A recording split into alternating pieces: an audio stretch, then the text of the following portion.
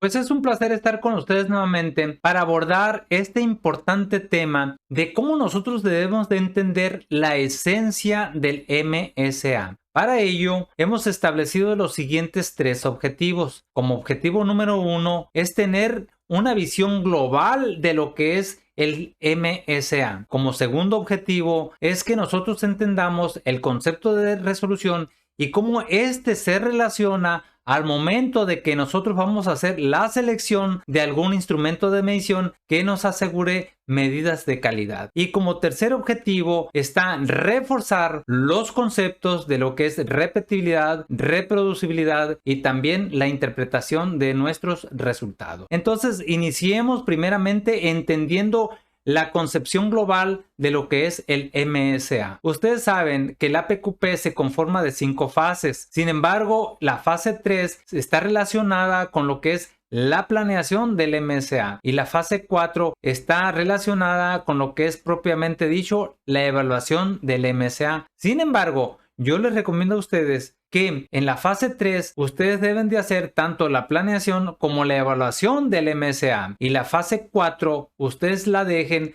para lo que es la confirmación del MSA. Así ustedes no estarán estresados al momento de que reciban a su representante de cliente. Para tener una visión clara de lo que es el sistema de medición o MSA, debemos de entenderlo nosotros como dos procesos. Un proceso que tiene que ver con el proceso de producción y otro proceso que tiene que ver con el proceso de medición. El proceso de medición cabe aclarar que es implícito al proceso de producción. Este proceso de medición cabe aclarar que está sujeto al efecto de las 6 M's. Por ejemplo, al momento de medir nosotros, les está afectando, por ejemplo, las piezas que vienen de producción, les está afectando la persona que está midiendo, el método que está utilizando para medir, el medio ambiente, el instrumento, y en función de todo este proceso de medición o sistema de medición se generan pues las mediciones o los datos. Estos datos pues van a tener una calidad en sus mediciones que, repito, va a estar en función del efecto de las 6 M's. Es así pues como esta variación total que está sumada por el proceso de producción más el proceso de medición, nosotros la podemos representar como la varianza total, que repito es la suma de la varianza del proceso, que es este, más la varianza del sistema de medición, que sería este. Sin embargo, a nosotros lo que más nos debe interesar es este apartado de la varianza debido al sistema de medición, la cual se descompone, como ustedes podrán ver, en la varianza debida a la repetibilidad más la varianza debida a la reproducibilidad. De toda esta variabilidad observada, la que a nosotros nos interesa es aquella relacionada con la variabilidad debido al sistema de medición. Es por ello que nuestro manual de MSA viene todo lo relacionado con los conceptos de lo que es accuracy y dentro de accuracy lo que es vías y linealidad. Además viene lo que es estabilidad. Sin embargo, todos estos conceptos de alguna forma son avalados a través de nuestras cartas de calibración que nos dan los laboratorios certificados. Es por ello pues que toda esta información no es requerida en el APQP ni en el PPAP. Sin embargo, la información relacionada con la precisión, es decir, con la repetibilidad y la reproducibilidad, esta información sí es requerida en el PPAP o en el APQP. Y para cumplir con esto de la repetibilidad y la reproducibilidad, nos piden a nosotros que hagamos estudios de gauge R&R para variables, para atributos e incluso para muestras destructivas. Por esta razón, la parte central pues del MSA son tanto los certificados de calibración como lo que es los estudios de gauge R&R. Es por esta razón que ya les he contribuido a todos ustedes con videos muy importantes relacionados con los estudios de gauge R&R. Así, por ejemplo, el 6 de diciembre se generó un video relacionado con estudios de gauge R&R para variables y estudios tipo nested para pruebas destructivas. Y se tiene contemplado generar un video relacionado con estudios de RR para atributos del tipo go-no-go para el 28 de febrero, es decir, para la próxima semana. Aquí les planteo una pregunta a todos ustedes y la pregunta es,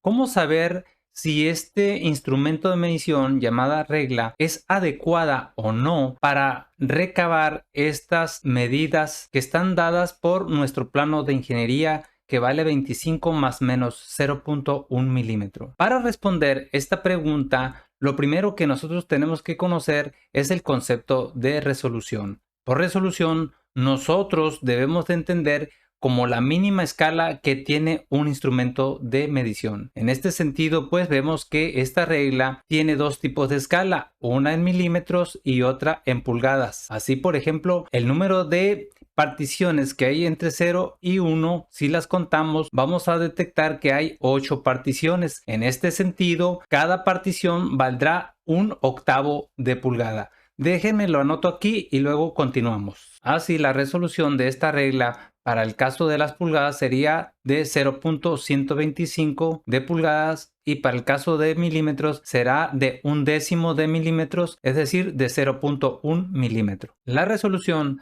también tiene que ver con el criterio del número de categorías distintivas. Para cumplir con este criterio, nosotros debemos de asegurar de que debemos de tener al menos 5 categorías distintivas. Por categorías distintivas, nosotros debemos de entender como el número de rectángulos que conforman al histograma. En este caso, por ejemplo, vemos que tenemos un total de 9 pequeños rectángulos en este histograma, por lo tanto, nuestro número de categorías distintivas es de 9. La resolución también debe de cumplir con el criterio o la regla de la mínima resolución que nos pide el MSA, que es de 1/10 del rango de la tolerancia. Por rango de la tolerancia, nosotros debemos de entender como la diferencia que existe entre el límite superior menos el límite inferior de las especificaciones, que en este caso el resultado de esta diferencia es 0.2. Así que de acuerdo con esta regla, el resultado de esta mínima resolución será de 0.02 milímetros, lo cual implica pues que después del punto tenemos 2 dígitos y esto implica que esta resolución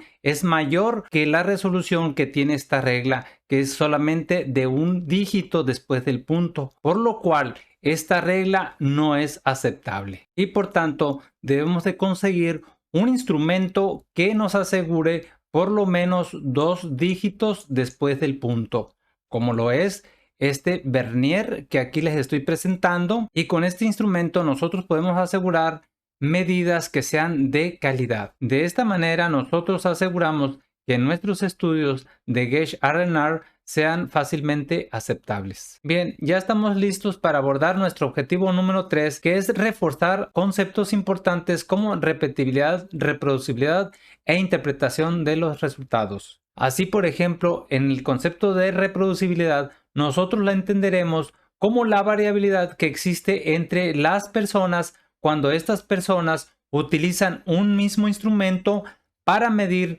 repetidas veces las piezas en una característica específica. En este caso, la característica pues es la altura de ese material. Por otra parte, por repetibilidad, nosotros la vamos a entender como la variabilidad debida al instrumento. Sin embargo, también esta repetibilidad en ocasiones se entiende como la variabilidad debido a la persona. Así, por ejemplo, aquí estamos mirando que una persona cuando mide repetidas veces una misma característica, en este caso, repito, es la altura de ese material, utilizando el mismo instrumento, pues vamos a medir la consistencia de sus mediciones. Así, por ejemplo, la causa de toda esta variabilidad puede ser debida al instrumento, pero también puede ser debida a la persona consigo misma y por lo tanto el método que esta persona está utilizando al momento de medir.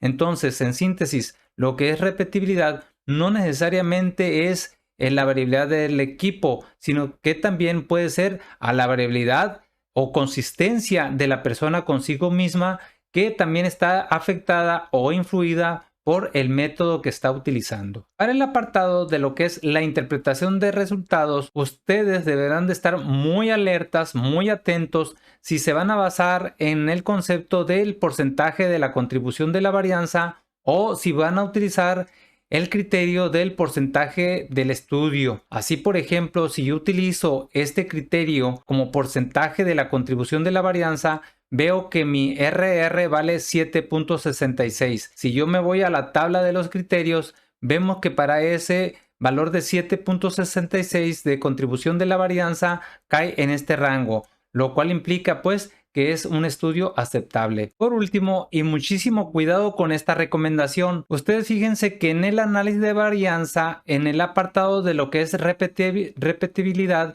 en realidad es el error experimental, y el error experimental se refiere a todas aquellas condiciones que no han sido propiamente establecidas en el análisis de la varianza. Así, por ejemplo, aquí no aparece lo que es el instrumento y tampoco aparece lo que es el método. Entonces, cuando esta repetibilidad está muy inflada y les está afectando a su RR, implica pues que no necesariamente es el instrumento el que está fallando, también puede ser el método o incluso alguna otra variable que no está implicada en nuestro análisis de varianza, pero que nos está afectando. Ahora sí, ya para finalizar, les recuerdo que los grados de libertad son n-1. En ese sentido, implica pues que aquí yo tengo dos operadores. Si nosotros queremos saber quién de estos dos operadores está midiendo mejor, es decir, quién de ellos es más consistente con sus lecturas, es cuestión de que revisemos el gráfico de R's. En este sentido, aquí yo tengo el operador A y el operador B, y entonces al revisar estos dos gráficos, veo cuál de estos dos gráficos tiene más puntos